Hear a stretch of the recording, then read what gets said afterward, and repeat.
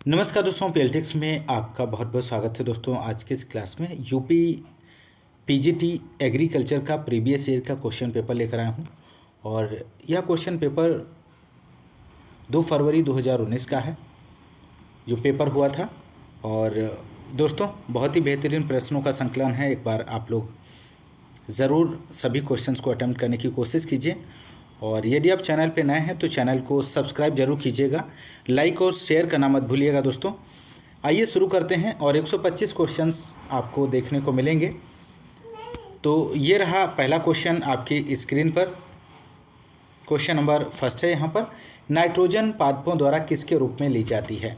तो यहाँ पर राइट आंसर आपको देना है। तो यहाँ पे राइट आंसर जो होगा ऑप्शन ए हो जाएगा इसका सही जवाब। यहाँ पर राइट आंसर बनेगा। अगला प्रश्न है सेकेंड क्वेश्चन नंबर, ये रहा आपकी स्क्रीन पर। बहुत ही बेहतरीन प्रश्न है। निम्नलिखित में से कौन सा एक कवक खरपतवार नाशी है, इनमें से आपको बताना है। तो राइट आंसर हो जाएगा ऑप्शन सी कोले जो यहाँ पर सही जवाब बनेगा। अगला प्रश्न है क्वेश्चन नंबर थर्ड, निम्नलिखित में से कौन सा बाह्य गुणसूत्री आनुवांशिकता के लिए उत्तरदायी नहीं है। तो यहाँ पर ऑप्शंस दिए गए हैं, आपको बताना है। तो राइट आंसर की बात करें तो ऑप्शन डी हो जाएगा मोसोसोम्स यहाँ पर सही आंसर बनेगा। अगला प्रश्न है क्वेश्चन नंबर 4, अर्थशास्त्र के जनक आपको बताने हैं, फादर ऑफ इकोनॉमिक्स। तो यहाँ पर राइट आंसर हो जाएगा ऑप्शन सी एडम स्मिथ, यहाँ पर सही जवाब बनेगा। एडम स्मिथ ने 1776 में अपनी पुस्तक वेल्थ ऑफ नेशन में सर्वप्रथम अर्थशास्त्र की परिभाषा दी। उन्होंने कहा कि अर्थशास्त्र विषय का संबंध राष्ट्रों के धन के स्वभाव और उसके कारणों की जांच करने में है और अर्थशास्त्र धन का विज्ञान है। और एडम स्मिथ ने सर्वप्रथम अर्थशास्त्र को एक पृथक विज्ञान के रूप में उभारने का प्रयास किया। यही कारण है कि उनको अर्थशास्त्र का जनक या जन्मदाता फादर ऑफ इकोनॉमिक्स कहा जाता है। तो बहुत ही महत्वपूर्ण जानकारी है। अगला प्रश्न 5 क्वेश्चन नंबर, निम्नलिखित में से कौन सा लवण रोधी फसल है। तो यहाँ पर साल्ट टोलरेंट क्रॉप आपको बतानी है। तो यहाँ पर 5 का जो आंसर होगा दोस्तों ऑप्शन, आप लोग यहाँ पर फटाफट आंसर दीजिए। तो राइट आंसर ऑप्शन सी हो जाएगा, चुकंदर इसका सही जवाब बनेगा।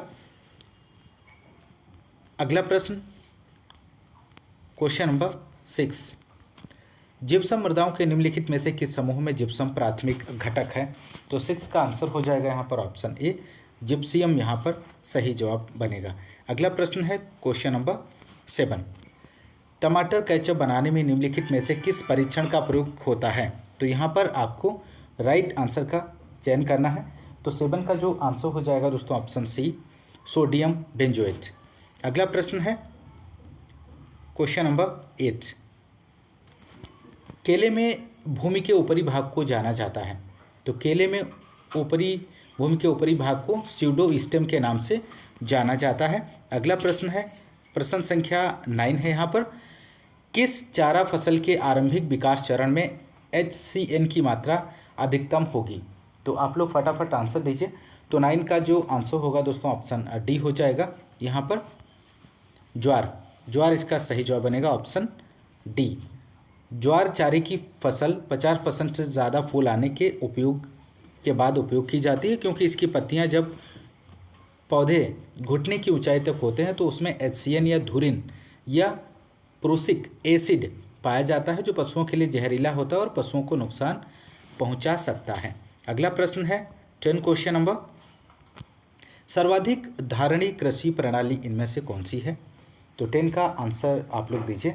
तो यहाँ पे राइट आंसर ऑप्शन बी हो जाएगा, लीसा यहाँ पर सही जवाब हो जाएगा।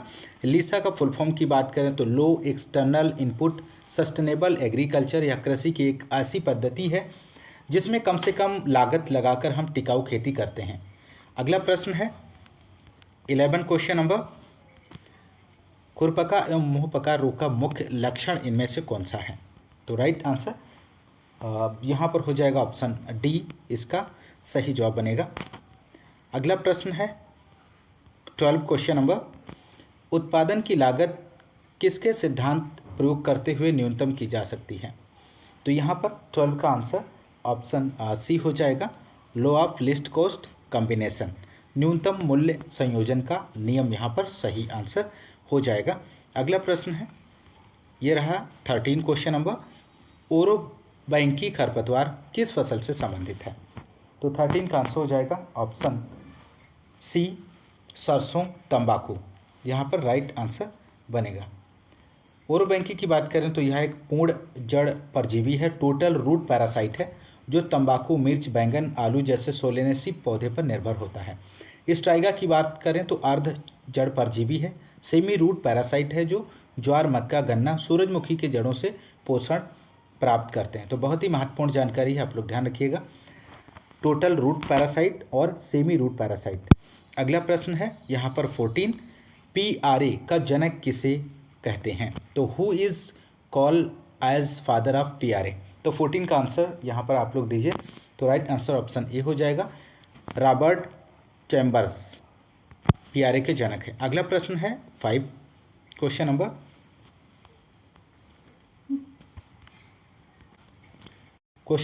15 है। यहाँ पर प्रोटीन संश्लेषण का स्थान आपको यहाँ पर बताना है।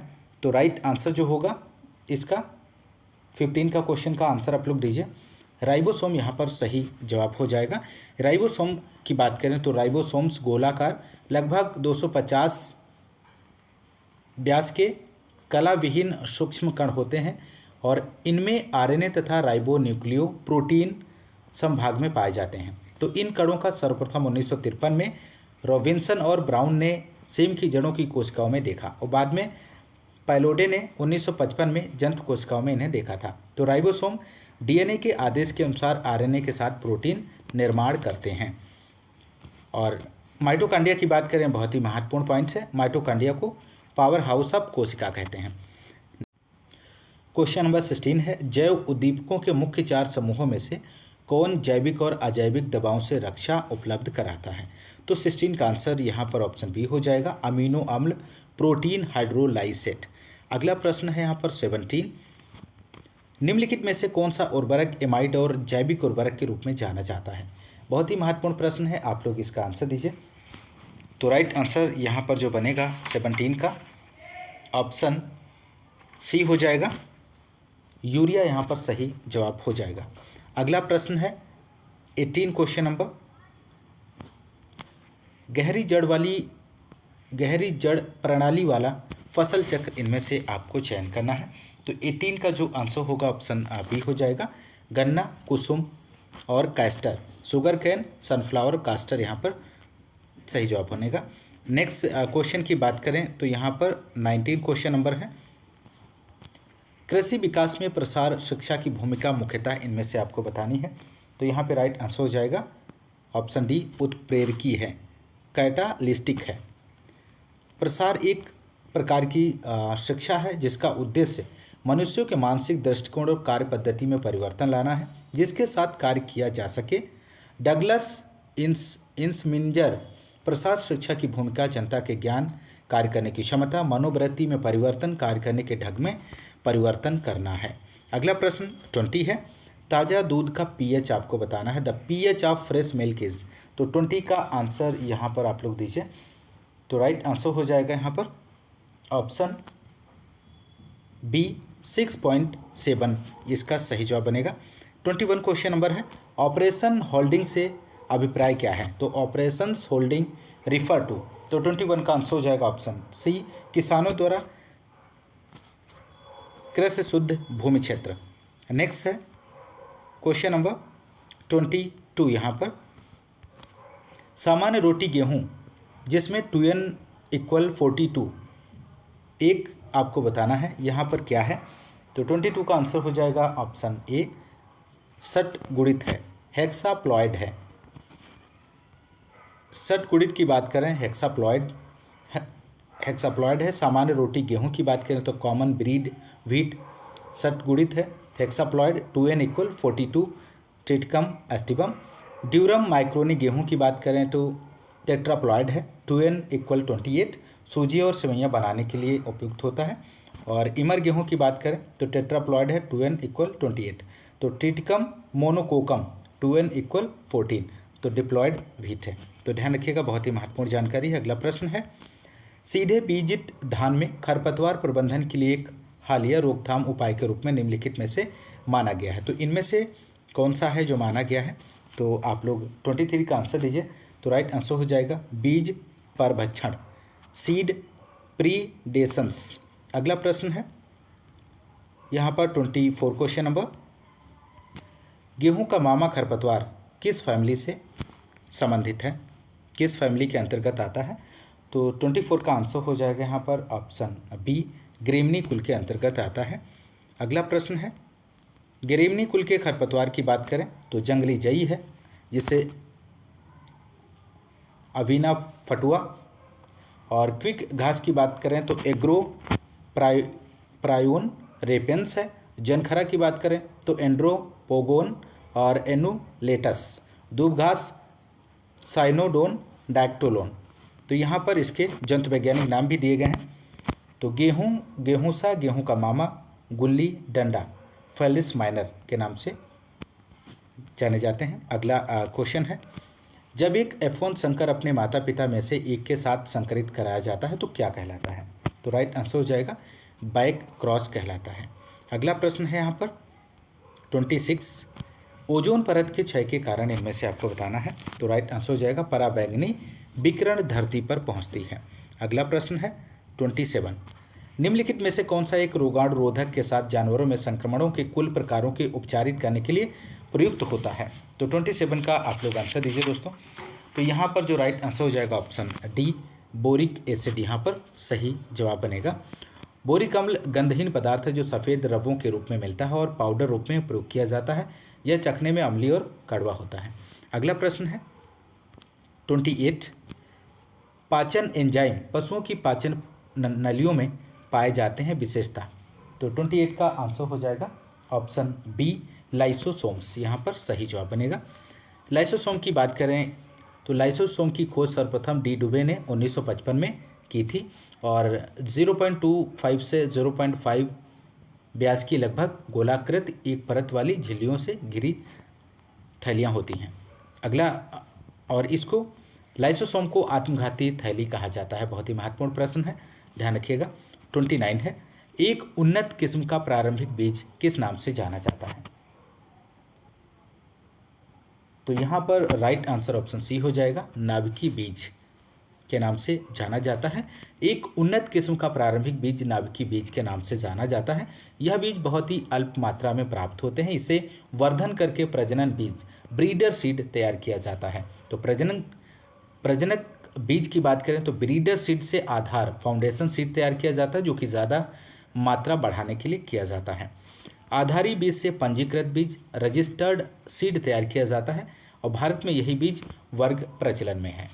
बहुत ही महत्वपूर्ण जानकारी है, आप लोग ध्यान रखिएगा। अगला प्रश्न है, ऊष्मारोधी कवक संक्रमण जैसे फलों के प्रसंस्करण में विशेषता एक मुख्य समस्या बन गया है।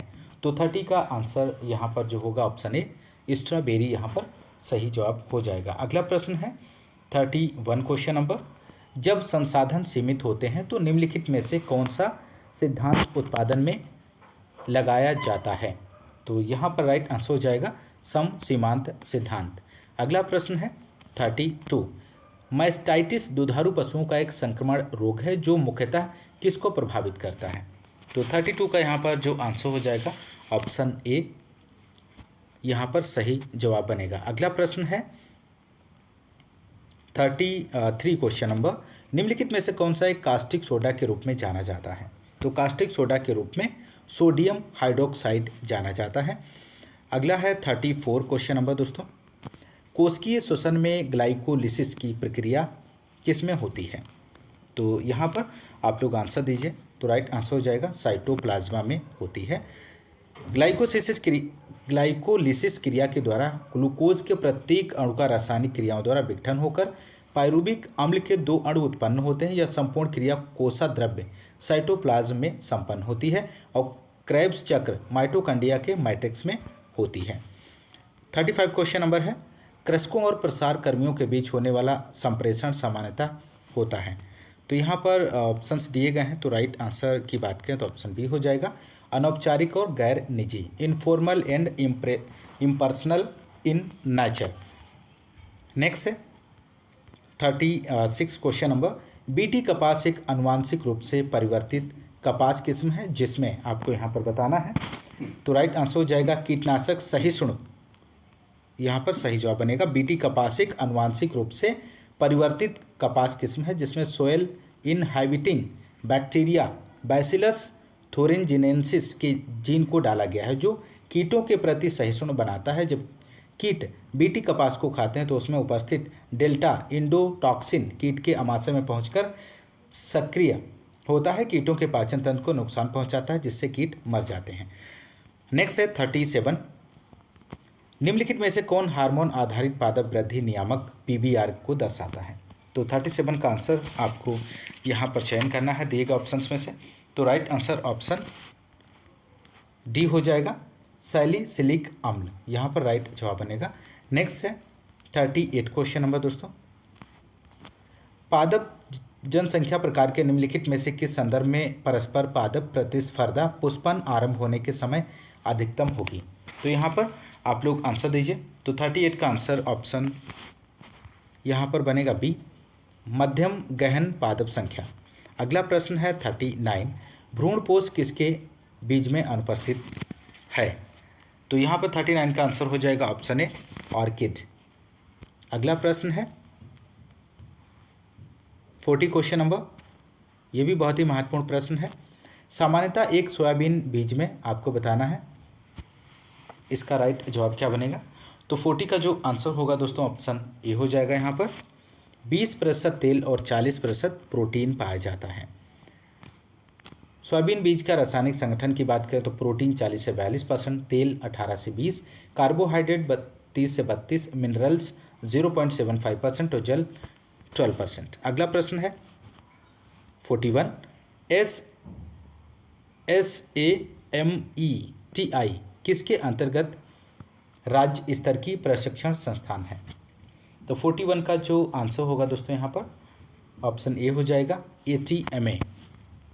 ATMA का पूरा नाम होता है एग्रीकल्चर टेक्नोलॉजी मैनेजमेंट एजेंसी, कृषि तकनीक प्रबंधन एजेंसी है, और जिसकी स्थापना केंद्र सरकार ने 6 नवंबर 2005 को किसानों तक नई तकनीक और आवश्यक जानकारी उपलब्ध कराने के लिए ग्राम पंचायत से लेकर जिला स्तर की इकाइयों KVK और गैर संगठनों को एक साथ जोड़कर ATMA का गठन किया गया, जिसमें 90% खर्च केंद्र सरकार का और 10% राज्य सरकार का वहन करती है।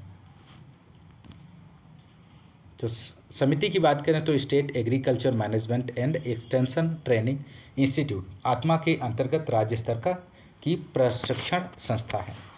अगला प्रश्न है 42, दूध बुखार एक पशु रोग है जिसका लक्षण आपको यहाँ पर बताना है।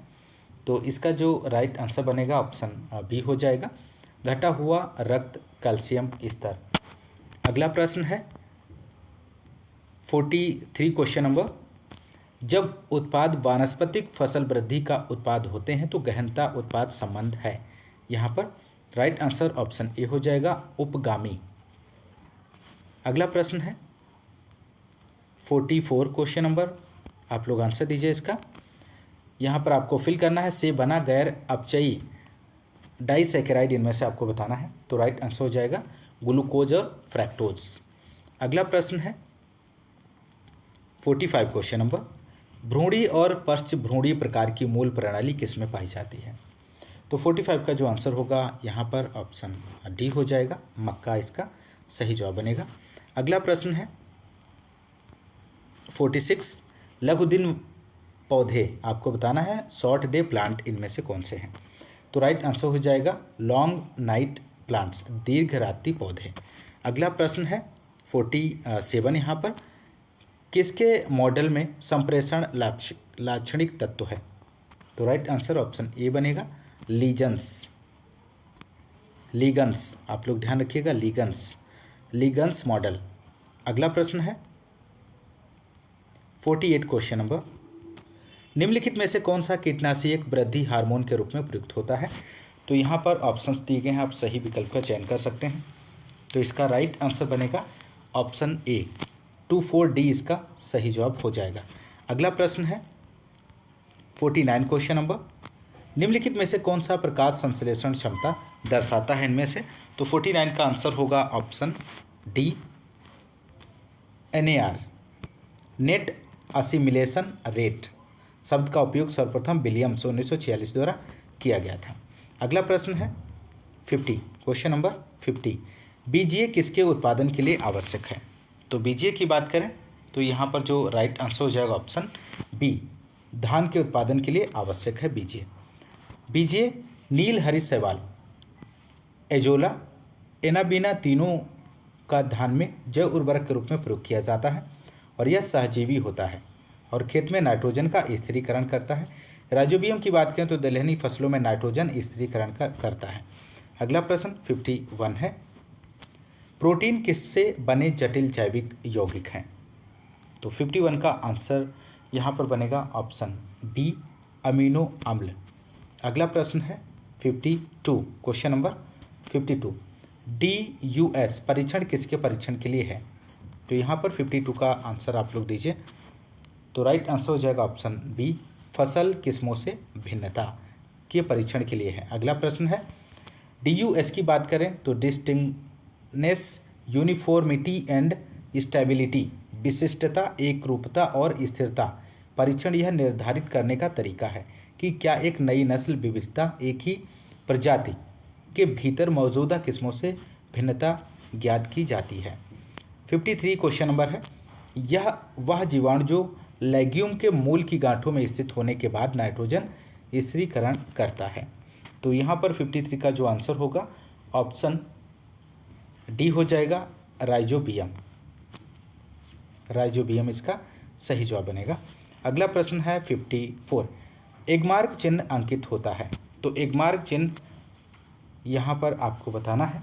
तो राइट आंसर हो जाएगा ऑप्शन सी, कृषि उत्पाद इसका सही जवाब बनेगा।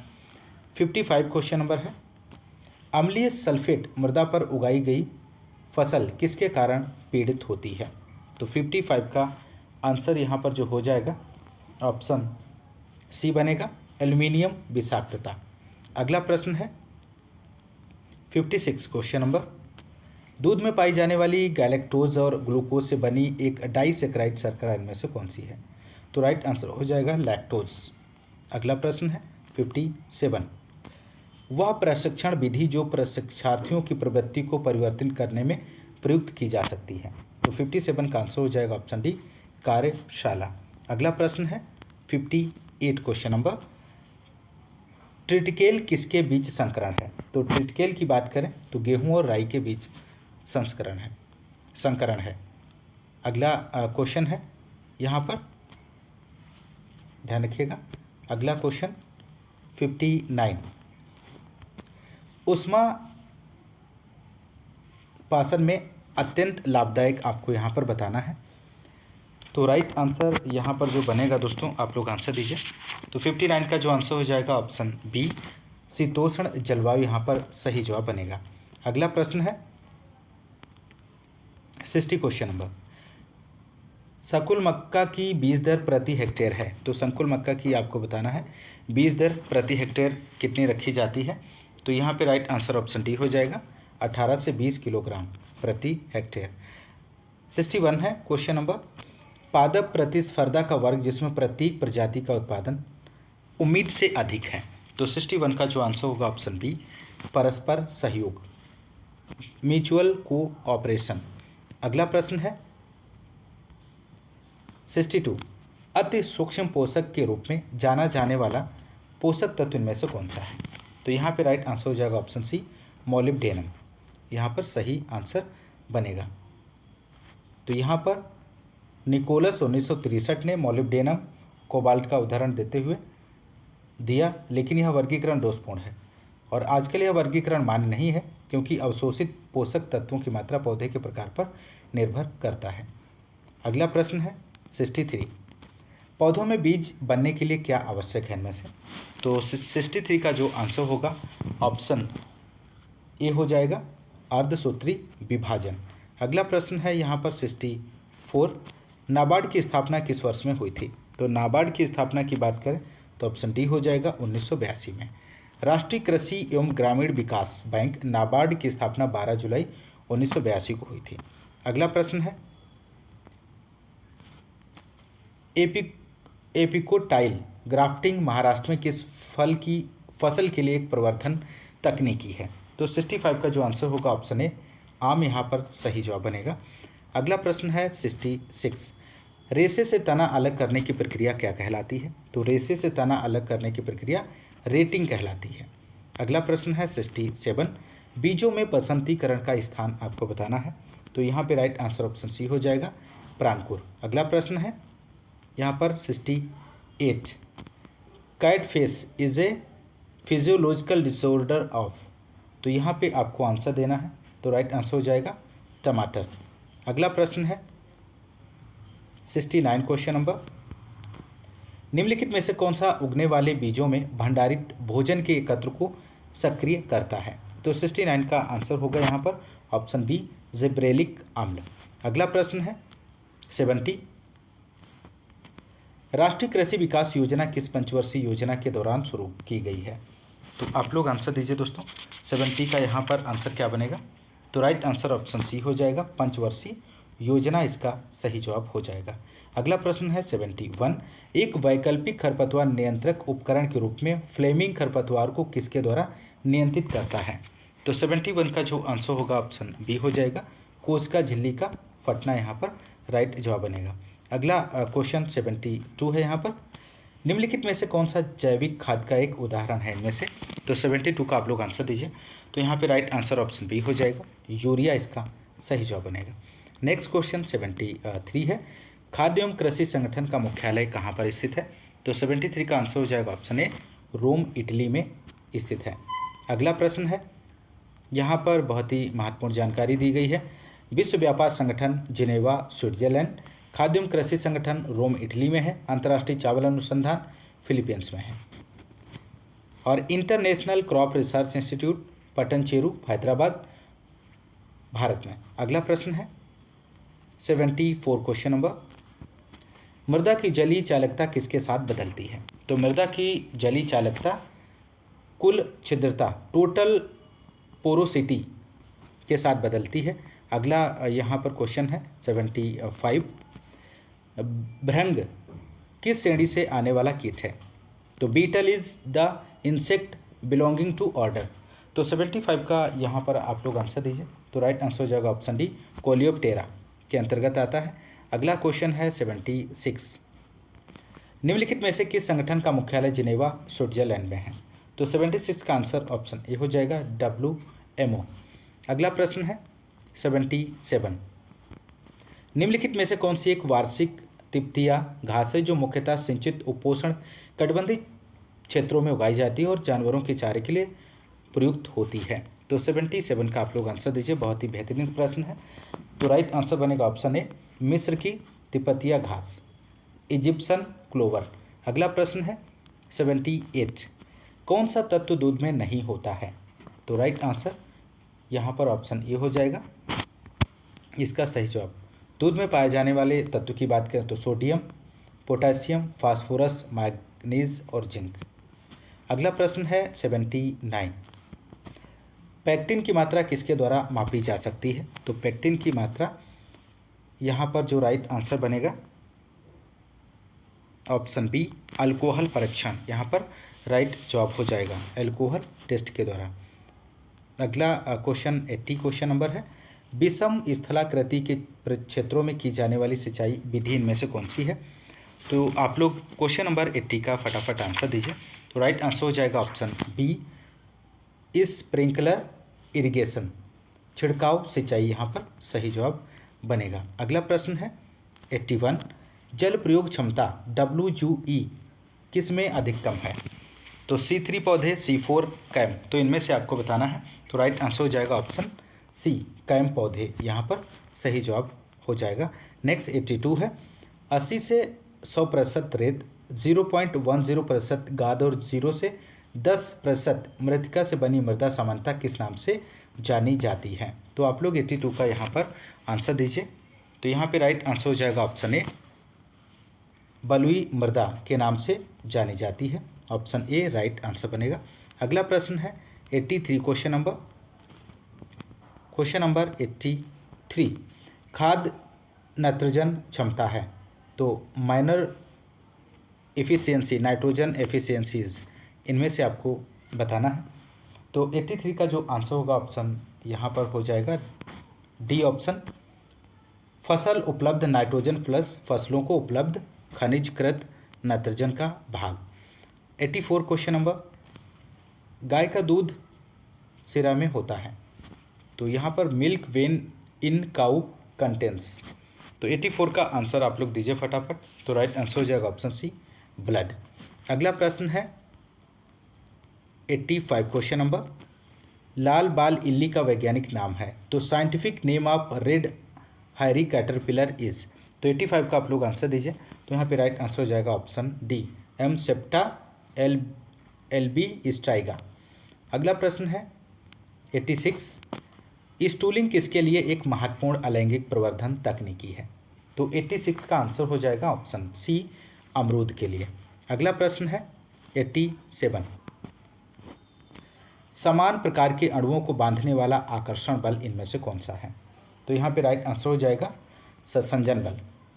संसंजन बल की बात करें तो किसी एक ही तत्व का पदार्थ के अणुओं के मध्य अर्थात समान अणुओं के मध्य लगने वाले बल को संसंजन बल कहते हैं। अंतरा आणविक बल इसका एग्जाम्पल है। आसंजन बल की बात करें, किसी दो तत्वों का पदार्थों के मध्य अर्थात असमान अणुओं के मध्य लगने वाले बल को आसंजन बल कहते हैं, जैसे गुरुत्वाकर्षण बल। अगला प्रश्न है यहाँ पर 88, किस तत्व के अंतरा कोशिकीय जमाव पादप दूधिया पत्थर कहलाते हैं। तो 88 का आंसर आप लोग दीजिए। तो यहाँ पे राइट आंसर हो जाएगा ऑप्शन बी, सिलिकॉन। अगला प्रश्न है 89, नाइट्रिफिकेशन किसका जैविक उपचयन है। तो nitrification is the biological oxidation of. तो 89 का आंसर हो जाएगा ऑप्शन ए, अमोनिया से नाइट्रेट। अगला प्रश्न 90, निम्नलिखित में से कौन सा तिलहन उत्पादन बढ़ाने में केंद्र सरकार की मुख्य योजना है इनमें से। बहुत ही बेहतरीन प्रश्न है, आप लोग आंसर दीजिए। दोस्तों यदि आपको क्लास पसंद आ रही है तो एक बार सेशन को लाइक ज़रूर कीजिएगा। तो ऑप्शन डी यहाँ पर सही जवाब हो जाएगा। उपयुक्त सभी यहाँ पर सही आंसर बनेगा। आइसोपॉम की बात करें तो integrated scheme of oil seed pulse oil palm and maize, 3 borne oil seed है TBO, और N MOOP national mission on oil seed and oil palm, ये सभी केंद्र सरकार द्वारा तेल उत्पादन को बढ़ाने के लिए चलाई गई योजना है, ध्यान रखिएगा। अगला प्रश्न है 91, इनमें से कौन से जैविक रूप से आवश्यक न्यून तत्वों में माने जाते हैं इनमें से। तो 91 का आप लोग आंसर दीजिए। तो यहाँ पे आंसर हो जाएगा ऑप्शन ए, इसका सही जवाब बनेगा। अगला प्रश्न है 92 क्वेश्चन नंबर, निम्नलिखित में से कौन सा एक क्राउन गॉल रोग का कारक है इनमें से। तो क्राउन गॉल डिजीज़ यहाँ पर आपको बतानी है। तो 92 का जो आंसर होगा ऑप्शन बी हो जाएगा, एग्रोबैक्टीरियम ट्यूमीफेंसिस। अगला प्रश्न है 93 क्वेश्चन नंबर, भारत का पूर्णतः जैविक राज्य घोषित किया गया प्रथम राज्य इनमें से आपको बताना है। बहुत ही बेहतरीन प्रश्न है। तो यहाँ पे राइट आंसर हो जाएगा ऑप्शन डी, सिक्किम इसका सही जवाब बनेगा। सिक्किम भारत का पहला पूर्णतः जैविक राज्य है और इसे 2016 में भारत का एकमात्र पूर्णतः जैविक राज्य घोषित किया गया है। अगला प्रश्न है अब 94, परा उत्पत्ति मूलक गोल्डन चावल किससे संबंधित है। तो 94 का आप लोग आंसर दीजिए। तो राइट आंसर हो जाएगा ऑप्शन ए, विटामिन ए से संबंधित है। अगला प्रश्न है यहाँ पर 95, LD50 की इकाई क्या है इनमें से। तो LD50 आपको बताना है। तो यहाँ पे राइट आंसर हो जाएगा ऑप्शन डी, पशु शरीर भार का मिलीग्राम प्रति किलोग्राम। अगला प्रश्न है 96, पादप वृद्धि के लिए उपलब्ध मृदा नमी की उच्च सीमा इनमें से आपको बतानी है। तो 96 का जो आंसर होगा ऑप्शन बी, फील्ड कैपेसिटी 1/3 क्षेत्र धारिता। अगला प्रश्न 97, फाइटोसोइडेरोफोर्स की भूमिका आपको बतानी है। तो 97 का जो आंसर होगा ऑप्शन बी हो जाएगा, पोषक तत्व लेना, यहाँ पर सही जवाब बनेगा। अगला प्रश्न 98 है, टीपीएस उत्पादन तकनीकी किससे संबंधित है? तो टीपीएस आलू से संबंधित है। अगला प्रश्न है यहाँ पर 99, संबंधित खरपतवार इनमें से आपको बताना है, रिलेटिव वीड्स आर, इनमें से इसका जो राइट आंसर हो जाएगा ऑप्शन ए हो जाएगा, अन्य फसलों के पौधे, प्लांट ऑफ अदर क्रॉप। अगला प्रश्न है 100 क्वेश्चन नंबर, निम्नलिखित में से कौन सा एक मृतिका खनिज का 2:1 प्रकार नहीं है इनमें से? तो राइट आंसर हो जाएगा ऑप्शन बी, केओलिनाइट, यहाँ पर सही जवाब बनेगा।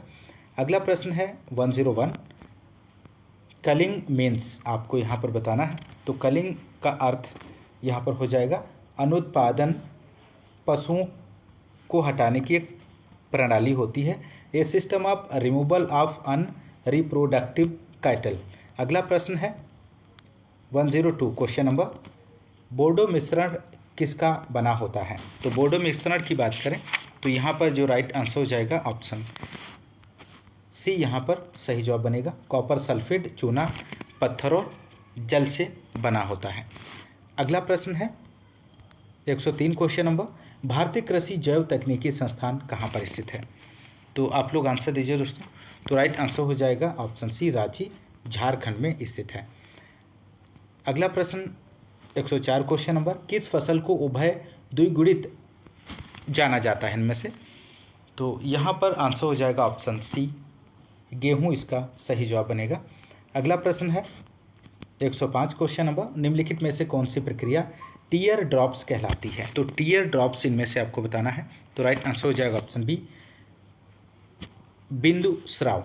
अगला प्रश्न है 106 क्वेश्चन नंबर, गुलदाउदी में किसके द्वारा प्रवर्धन होता है? तो गुलदाउदी की बात करें तो इसमें प्रवर्धन जो होता है वो उपयुक्त सभी शीर्ष शाखा कर्तनों, जड़ सकर्ष, बीज के द्वारा और सकर्ष के द्वारा, इन सभी के द्वारा यहाँ पर राइट जवाब बनेगा। अगला प्रश्न है, जिंक सल्फेट किसी भी समय किसके साथ नहीं मिलाना चाहिए?